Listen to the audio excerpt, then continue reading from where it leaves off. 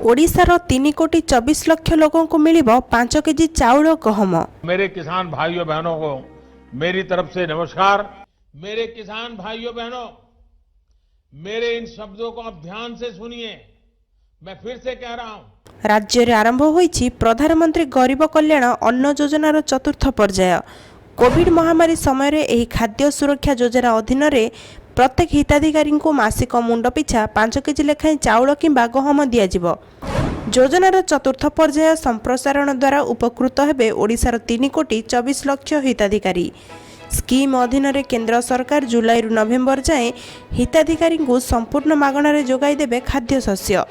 एथिपाई राज्य को 1.8 lakh metric ton गहम और 7.3 लाख मेट्रिक टन चाउल आवंटन करिसेंती केंद्र सरकार। चतुर्थ पर्याय संप्रसारण कारणरू केंद्र सरकार मोट 3,044 कोटी टंका वहन करिवे।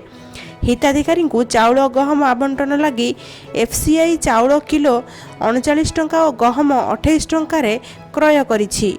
एहा पूर्वरु तृतीय पर्याय रे मे और जून 2 मास पई 2.82 लाख मेट्रिक टन चाउल एवं 43,000 मेट्रिक टन गहम हिताधिकारी को दिया जाइछि।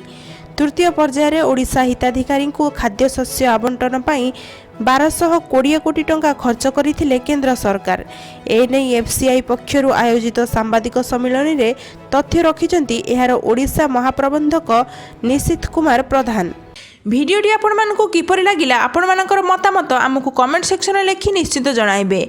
जदि आपण माने हमर ए चैनल रे नुआ होइथिबे हमर ए चैनल को सब्सक्राइब करि नेबे एवं भिडियोटी भलो लागिले गोटे लाइक करी अधिक रु अधिक शेयर करिवे। धन्यवाद।